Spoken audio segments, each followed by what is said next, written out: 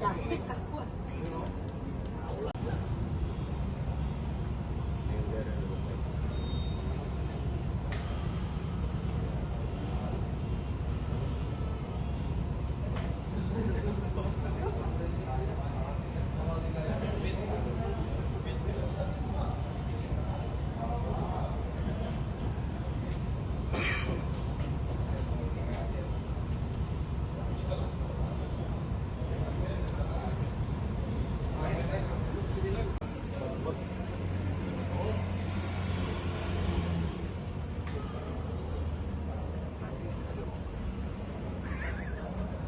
Batik merah ya, BB juga tuh Bang.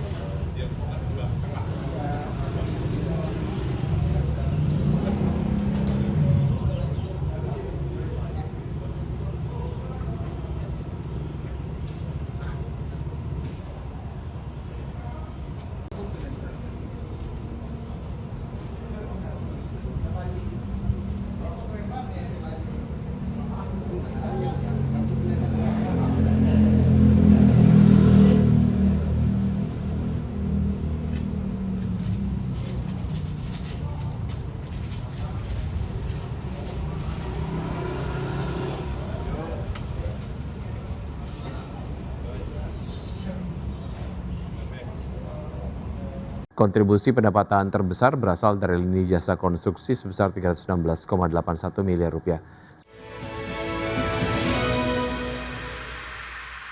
PT Waskita Beton Precast Tbk atau WSBP terus meningkatkan kontribusi dalam pembangunan infrastruktur nasional seiring upaya memperkuat kinerja perusahaan. Ya, pada semester pertama tahun 2026, perseroan membukukan pendapatan usaha sebesar 808,07 miliar rupiah dari 3 lini bisnis utama. Kontribusi pendapatan terbesar berasal dari lini jasa konstruksi sebesar 316,81 miliar rupiah.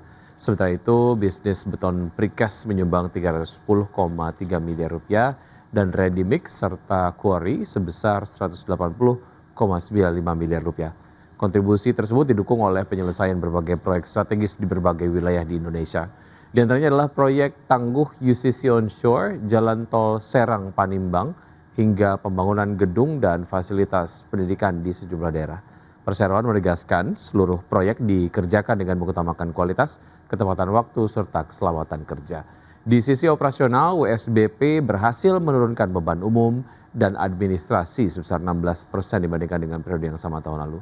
Perseroan juga menekan beban non-contributing plan dari 17,74 miliar rupiah menjadi 5,31 miliar rupiah melalui optimalisasi fasilitas produksi. Kedepan WSBP akan terus melanjutkan efisiensi, menyelesaikan proyek yang berjalan, serta menjaga tata kelola perusahaan untuk mendukung pertumbuhan usaha berkelanjutan.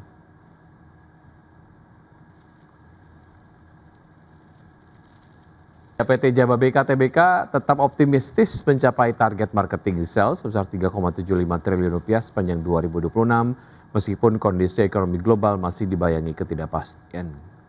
Perseroan meyakini kuatnya pipeline calon investor serta tingginya minat terhadap kawasan industri Kendal akan menjadi pendorong utama pencapaian target tersebut.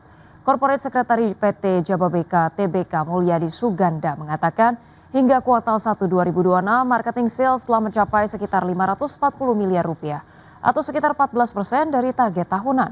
Adapun sebagian besar target marketing sales tahun ini diperkirakan berasal dari kawasan industri Kendal dengan kontribusi sekitar 2,5 triliun rupiah, sedangkan sisanya berasal dari kawasan industri Jababeka di Cikarang.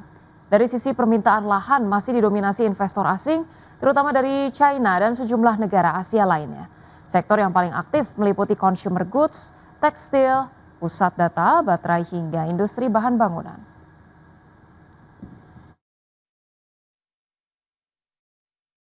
Presiden Prabowo Subianto meresmikan groundbreaking proyek LNG Abadi Masela senilai 20,9 miliar dolar Amerika Serikat atau sekitar 355 triliun rupiah.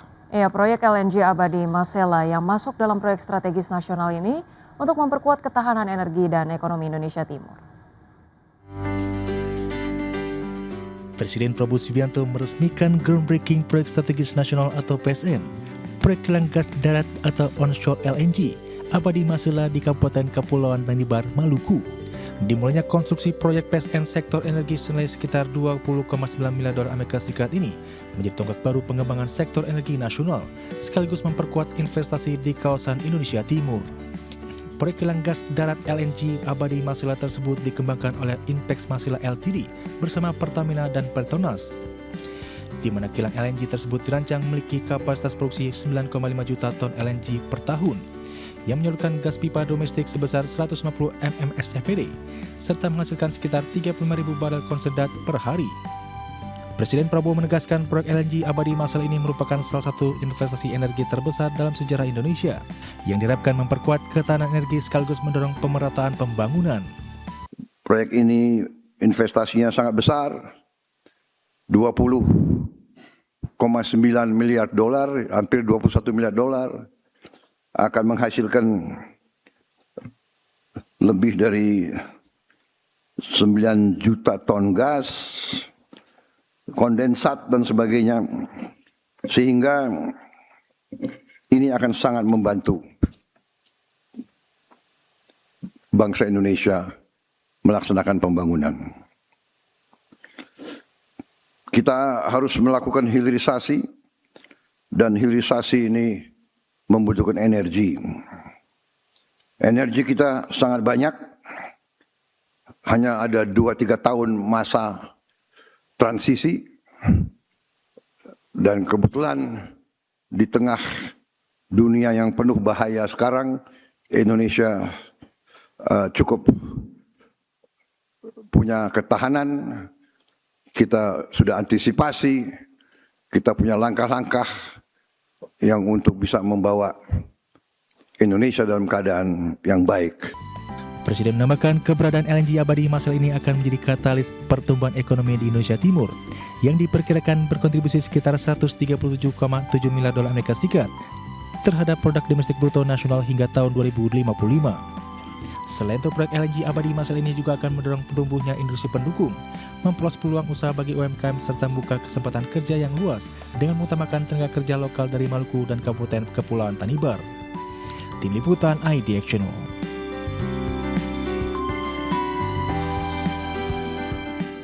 Pemirsa, Ketua Komisi 11 DPR RI Muhammad Misbakun menyatakan proses demutualisasi Bursa Efek Indonesia kini menunggu terbitnya peraturan Otoritas Jasa Keuangan. Sementara itu OJK menyebut 3 lembaga negara yang diberi ruang untuk masuk dalam struktur kepemilikan bursa nantinya yaitu Bank Indonesia, Kementerian Keuangan, dan Danantara. Ketua Komisi 11 DPR RI Muhammad Misbakun menyatakan proses demutualisasi Bursa Efek Indonesia kini menunggu terbitnya peraturan Otoritas Jasa Keuangan. Adapun sebelumnya, Undang-Undang P2SK yang resmi berlaku pada tanggal 17 Juni 2026 mengamanatkan bahwa pengaturan pelaksanaan demutualisasi Bursa Efek Indonesia dilakukan melalui POJK. Kepala Eksekutif Pengawas Pasar Modal, Keuangan Derivatif dan Bursa Karbon OJK Hasan Fauzi menjelaskan, sebelumnya aturan mengenai demutualisasi Bursa Efek Indonesia direncanakan melalui peraturan pemerintah yang disusun oleh Kementerian Keuangan. Namun dengan perubahan regulasi, pengaturannya kini dilakukan langsung melalui POJK. Selain itu, OJK juga tengah merumuskan ketentuan mengenai pembatasan kepemilikan saham agar tidak ada satu pihak yang mendominasi kepemilikan mayoritas di Bursa Efek Indonesia. Sementara itu, Ketua Dewan Komisioner OJK Frederika Widyasari Dewi menyampaikan bahwa penyusunan POJK demutualisasi bursa merupakan salah satu inisiatif kebijakan baru yang tengah dikebut oleh Otoritas Pengawas Pasar Modal. Ia juga menyebut Undang-Undang P2SK terbaru secara eksplisit menyebutkan 3 lembaga negara yang diberi ruang untuk masuk dalam struktur kepemilikan bursa nantinya, yaitu Bank Indonesia, Kementerian Keuangan, dan Danantara. Berbagai sumber untuk iDiactional. Pemirsa, jumlah warga Amerika Serikat yang mengajukan klaim baru tunjangan pengangguran turun pada pekan lalu. Kondisi ini menunjukkan pasar tenaga kerja masih relatif stabil, meski laju perekrutan dan pemutusan hubungan kerja atau PHK berlangsung melambat. Departemen Tenaga Kerja melaporkan klaim awal tunjangan pengangguran turun 8.000 menjadi 208.000 yang telah disesuaikan secara musiman pada pekan yang berakhir 11 Juli. Penurunan ini terjadi setelah jumlah klaim sempat melonjak pada akhir Mei dan tetap berada di level tinggi hingga pertengahan Juni.